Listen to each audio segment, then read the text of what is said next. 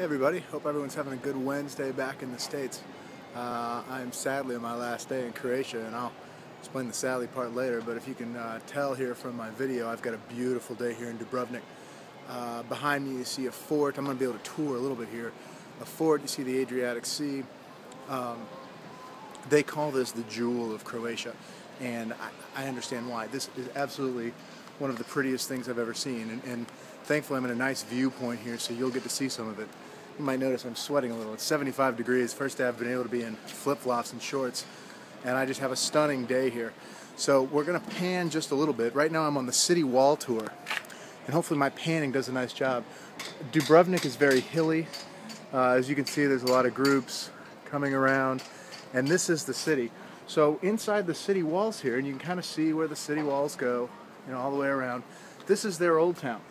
No vehicles allowed. It's entirely pedestrian.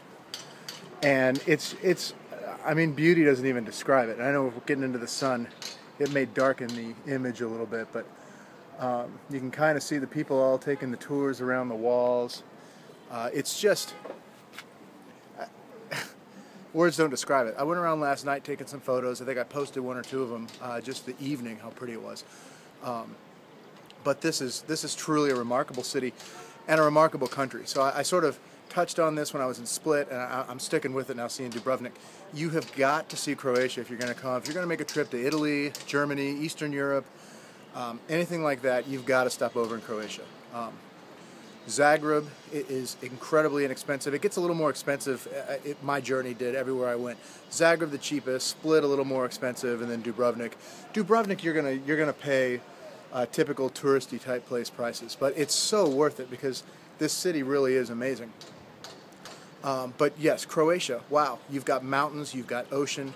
Zagreb's got great culture. You've got for the sports fan, you've got the Drazen Petrovic Museum. You've got the Museum of Naive Art in that kind of art created in Croatia. The Museum of Broken Relationships, which is hilarious. And then Split, you've got the palace where they built a whole city inside. And then Dubrovnik here, where you've got this beautiful old town. And like I said, be prepared to walk and handle steps. But man, oh man, is it pretty. Just really can't get over it. And like I said, this area is not cheap Croatia. Zagreb is cheap. Split a little more expensive. Dubrovnik, you're gonna pay some. But it's not as expensive as going to Scandinavia. It's not as expensive even, I would say, as London. It's probably a little less expensive than London. But it's absolutely stunning. So one tip, don't do it in November, December. Apparently the city shuts down at that point. But spring, summer, fall, like I said, a lot of tour groups here, a lot of folks checking it out. But it's stunning. And I'm looking forward to spending the rest of the day here. I'm taking a ferry to Italy tonight. So that'll start my trek in Italy tomorrow.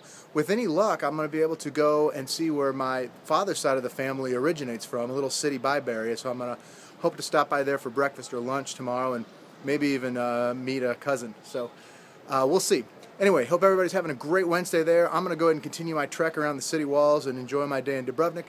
Hope you're all having a good time. And again, if you haven't heard about Croatia before, you're going to start. So I would say get here while it's still relatively inexpensive. Bye-bye.